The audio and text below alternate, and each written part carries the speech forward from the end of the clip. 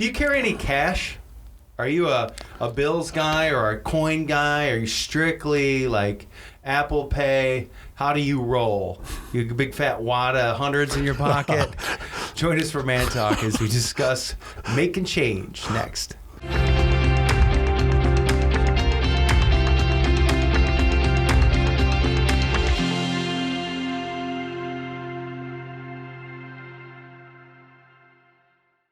All right, so what are you, a big bill guy? I don't have very.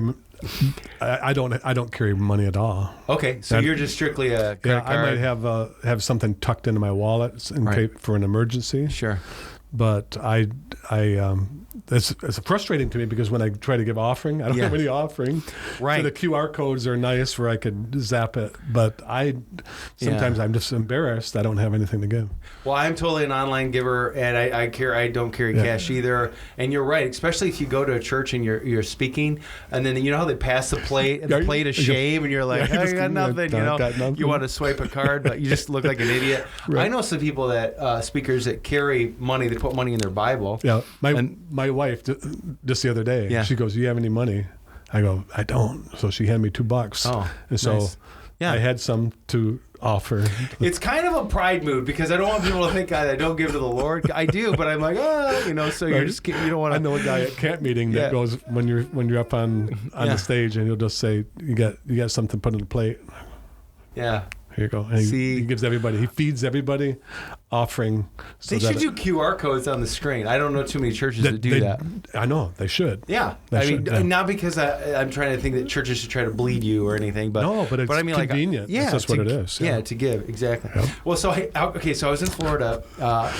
This is probably a month ago, and this totally happened. I was sitting in this row with this dude, and he goes. He had a 10 spot. Right, and I was watching him, and because I guess I'm weird that way, but he had it out. But what caught my attention was he told the deacon. The deacon has the plate, so he hands it, and the guy goes, "Hey, I'm gonna need $5 back on this." And the deacon goes, "How loud did he say that?" He was loud. I mean, I heard it. Like I wasn't like stalking the dude, but I mean, he was in my my peripheral, and he goes, "Hey, I'm gonna need $5 back on this," and the deacon doesn't go, "No, you're going to have to give me the whole 10. He just goes, "Yeah, no problem." He didn't say, "Let me check on that. This is something new to me." Right. Now, he passes past me, who has no cash, and so I got nothing. My dad used to do this. He'd hit the bottom like it was a coin dropping. He'd flick the bottom of the plate. Oh, he did? Like a doofus. Yeah. I love my dad, but, he was just goofy that way.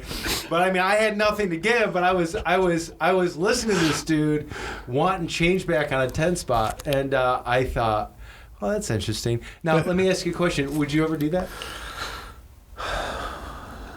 For $10, no. You just take the hit. Right. And so if all I had was 10, I knew that I needed that 10. I may not give anything at all. So the guy giving 5, wanting to give 5 and then get 5 back, I can understand his dilemma, I guess. But I think I would give the 10. Yeah. Or give nothing. So what's worse? I've never been in that situation. Yeah. To where this is my last 10. Right. So at first started off with, I thought, that's funny. This guy's, quirky or whatever. I thought that was kind of funny. Immediately, like not in time, I just was processing that and then felt ashamed because, this dude only had $10, and then he's like, "I'm gonna give you 5, and I'm gonna give 50%. Where I'm gonna give 50% of what I got." But that's all I got $10. And you're getting half. Yeah, you don't know whether that's his last $10 that he has, or whether it's $10 that he has in his pocket. Well, yeah, that's fair. That's fair. Well, here's where I'm at. I'm with you. This is where, and I could be way off. We're judging this whole thing. 100% I'm judging. Right. Well, here's where I'm at on that. I've never been in a spot where I felt like I needed to make change on $10. Right. Right. Would you do it for 100? But if I. I would just put feel 100. Would you put 100 in? No, and say, I probably wouldn't. Yeah. I would probably be like, well, I got 100, Lord. I'll give next time, which is terrible. I'm going to give 50, but all I have is 100. Would you ask? Yeah, for a change. I wouldn't, because I would probably, it'd be a pride thing. I would never think. Never think to ask for change. I never heard it all my life. I never heard somebody ask. And here's the thing, though, that now that he did it, I'm like, dude, I could totally. Why couldn't I ask for change? Yeah, it's a legitimate thing. Like if you were a deacon, wouldn't you be like, yeah, no problem? Right. Yeah. You'd have to do it in front of somebody instead of somebody seeing you take $50 out of the plate and give it to somebody. There'd be, it'd have to be a legit thing, very transparent. But so instead of not giving the $50 because you don't want to break 100 or ask for it, you give 0. So that's. Yeah, that's bad. Or what I would do is, hey, when I get home or whatever, I'll do it electronically. That's what my MO would be is, I'll give it, but I can't give it right now.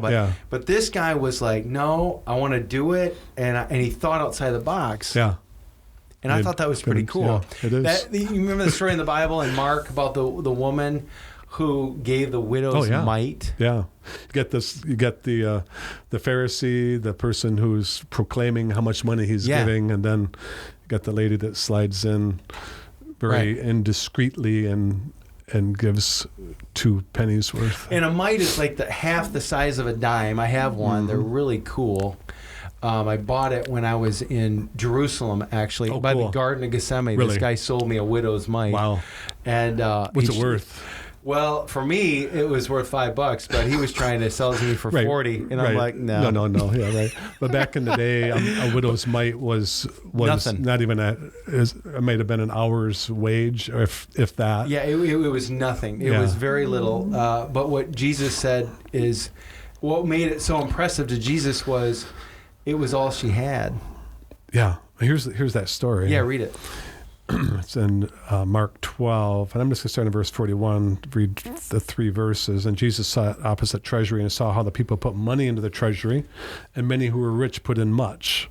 Then one poor widow came and threw in 2 mites, which make a quadrans. Well, I don't know what a quadrant is. Mm-hmm. So he called his disciples to himself, and he said to them, and this is Jesus' words, assuredly I say to you that this poor widow has put in more than all those who have given to the treasury, for they all put in of their abundance, but she out of her poverty put in all that she had, her whole livelihood. She didn't even ask for change. Right. She just boom. Yeah. And here's, if I'm being very transparent, sometimes because I don't think that I can make change, I don't give anything. Yeah. I do that in my relationships sometimes. Like you're up against a deadline, you're trying to do things. Maybe your kid comes up to you and says, hey, Dad, can we play a game? I want to be the type of dad that says, okay, I can give you 10 minutes. Like, make change. Yeah, instead of saying, because I can't give you an hour. Honey, I got to get this email out, but hey, let's shoot the blow dart gun for a little bit. Right. Yeah. Right. Give me 5 minutes and then I can give you 10. But having this mindset of making change and negotiating, like, this is what I can give. What made that brother so awesome, and like I left going, that dude is, man, I love that guy for saying, can I get some change? I mean, because he was just like, what I can give you, I'll give. Yeah.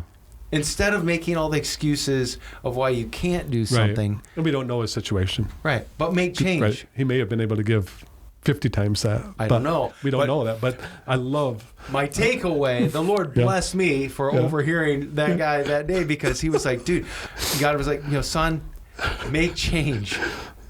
Yeah. Make change. Do what you can do. Stop, avoiding giving. Mm-hmm. Right. Give what you can. That's all I'm asking for. Yeah. And so I just want to encourage you, as you're watching this, to make change. Mm-hmm. Like, maybe you need to make some change with your relationship with your wife, or your parents, or your kids, or a friend, or obviously God himself. Mm-hmm. Maybe you're this type of person. I'm too busy. I don't have time for devotion. Well, make change. Amen. Like, give God 10 minutes. Right. I can give you 10. Yeah. And maybe he can expand that to you, but don't sit on the sidelines and do nothing because you think you got too big of a bill. That's right. That's good. Amen. Amen. All right. So thanks for watching. This is Man Talk. We believe 3 things. One is to love God. Yep. Love everybody. And duct tape fixes everything. Fixing everything. And a little picture for today's little bonus for you. You're welcome. Next time you get done with that bread bag, just pull that tab off, and you got yourself a mighty fine duct tape starter, if you know what you mean. Exactly right. Very good. You're Thanks welcome. for watching. See ya.